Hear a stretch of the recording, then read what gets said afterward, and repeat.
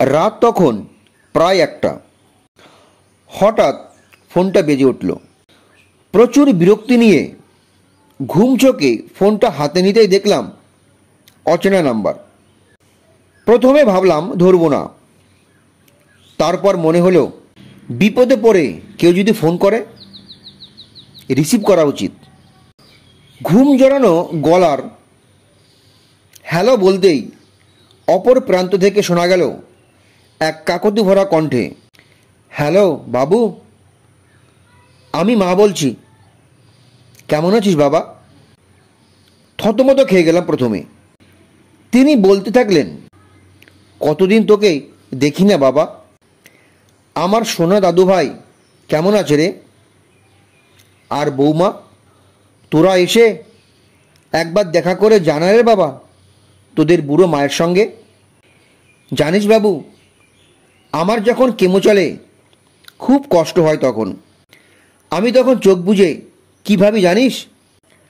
তখন তোর ছোটোবেলায় কথা মনে করি, তোকে কোলে নিয়ে রান্না করছি, গোল গোল চোখে কাজল পরাচ্ছি। কি ম্যাও ন্যাওটাতে ছিলিস তুই। আর আজ 2 বছর কেটে গেল, তোকে ছুঁয়ে দেখিনি, বুকে জড়িয়ে ধরিনি। আর পারছি না বাবা, একবার আয়না রে বাবা। ডাক্তার বলেছে খুব বেশি দিন নেই রে আমি আর। আমার তখন চোখে জলের ধারা। জন্মের সময় মা হারা ছেলে আমি, মা শব্দটাই আমার কাছে ভীষণ দামি। বুঝলাম এই মা বৃদ্ধাশ্রমে ফেলে রাখা যাওয়া ছেলেকে ফোন করতে গিয়ে ভুল করে আমার নম্বর ডায়াল করে ফেলেছেন।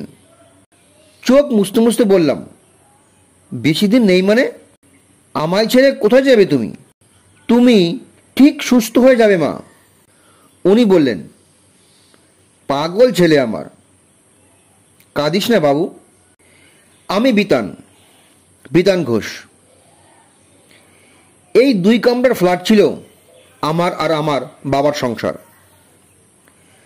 বাবার মৃত্যুর পর আমি একা, ভীষণ একা।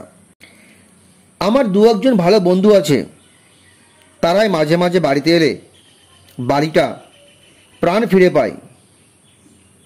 একা একা এ বাড়িতে দম বন্ধ হয়ে আসে আমার। তাই রাতটুকু ছাড়া পুরোটা সময় আমি বাড়ির বাইরেই কাটাই।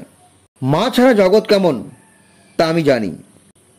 ছোট থেকে কেবল দেখেই এলাম বন্ধুদের মায়েরা তাদের হাত ধরে নিয়ে আসছে, স্কুল ছুটির পর অপেক্ষা করছে, শাড়ির আঁচল দিয়ে কপালের ঘাম মুছিয়ে দিচ্ছে, কখনো দুষ্টুমি করার জন্য বকাবকি করছে।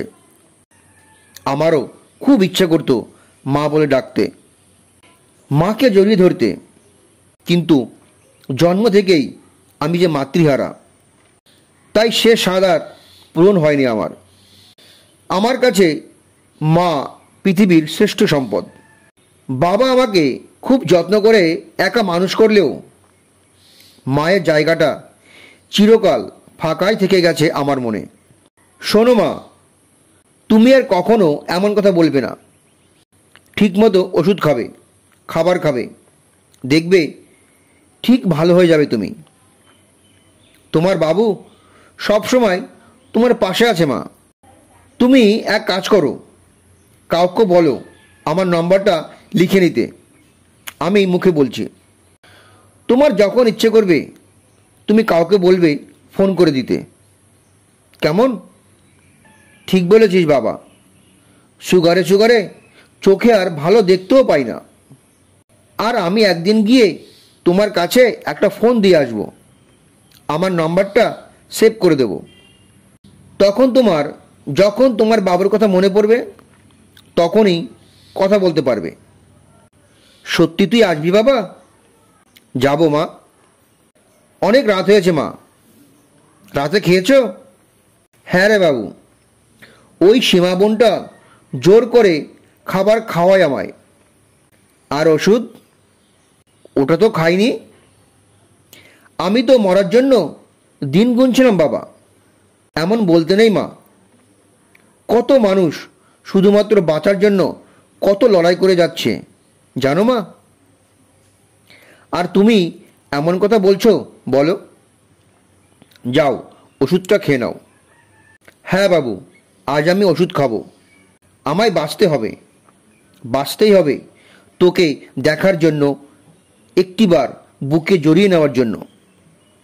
আচ্ছা মা, সব হবে। এখন ঘুমিয়ে পড়ো লক্ষ্মী মেয়ের মতো।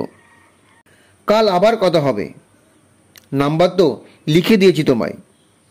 হ্যাঁ বাবু, আজ আমি ঘুমাবো, শান্তিতে ঘুমাবো। সেদিন সারাটা রাত জেগে কাটিয়েছি আমি। একটা দলা পাকানো কষ্ট কান্না হয়ে ঝরে পড়েছে আমার দু চোখ বেয়ে। মনে মনে আফসোস করেছি সেই ছেলের জন্য, যে কিনা মা থাকার মতো ভাগ্য নিয়ে বেঁচে থেকে সবচেয়ে দামি সম্পদটা হারিয়ে বসে আছে। মনে মনে ঠিক করে নিলাম, সুযোগ যখন পেয়েছি এই মায়ের অকৃত্রিম স্নেহ ভালোবাসা থেকে কোনোভাবেই বঞ্চিত করব না নিজেকে। সকালে ঘুম থেকে উঠেই ছুটলাম ফোন কিনতে, একটা নতুন ফোন। যে ভালোবাসা পাওয়ার জন্য কাঙালের মতো ঘুরে বেরিয়েছি, সেই ভালোবাসার এত অবহেলা মেনে তো নেব না আমি। রাতে আসা ফোন নম্বর থেকে জেনে নিলাম বৃদ্ধাশ্রমের ঠিকানা। তারপর বেরিয়ে পড়লাম আমার অচেনা মায়ের সন্ধানে। বৃদ্ধাশ্রমে গেটে ঢোকার মুখে দেখলাম কত অসহায় বৃদ্ধ মানুষ তাদের সন্তানদের পথ চেয়ে ক্ষীণ দৃষ্টিতে তাকিয়ে আছেন পথের দিকে। বৃদ্ধাশ্রমে গিয়ে সব কিছু খুলে বললাম, অনুরোধ করলাম মায়ের সাথে দেখা করার সুযোগ দেওয়ার জন্য।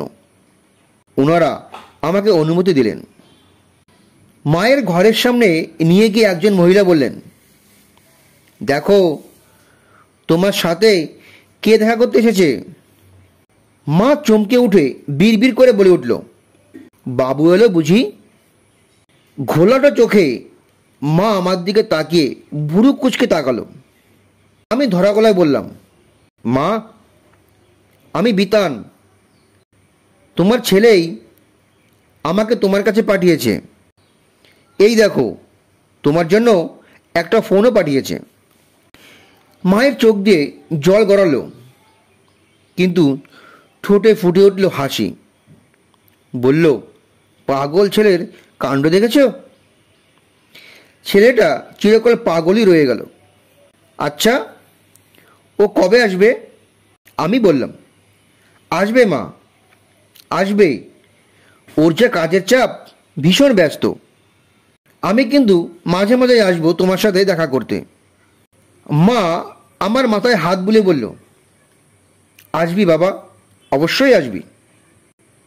আমি বললাম, চলো মা, এবার একটু ঘরের বাইরের বাগানটায় বসবে আমার সাথে। মা বলল, আর জোর পাই না রে বাবা। আমি বললাম, পারবে, চেষ্টা করো, ঠিক পারবে। আমি তোমায় শক্ত করে ধরে থাকব।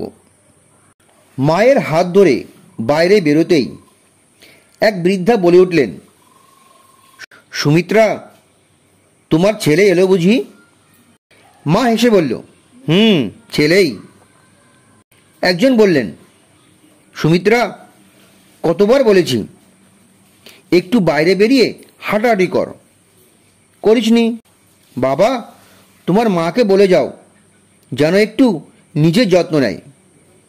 ফেরার সময় মাকে বলে এলাম, আবার আসবো মা। ফোনটা দিয়ে বলে এলাম, ইচ্ছা করলেই তোমার বাবুকে কল করবে। তোমার ছেলে যতই ব্যস্ত থাকুক তোমার কল নিশ্চয়ই রিসিভ করবে। সেও তোমাকে খুব মিস করে। নাম্বারটা সেভ করে ফোনটা হাতে দিয়ে প্রণাম করে বিদায় নিলাম মায়ের কাছ থেকে।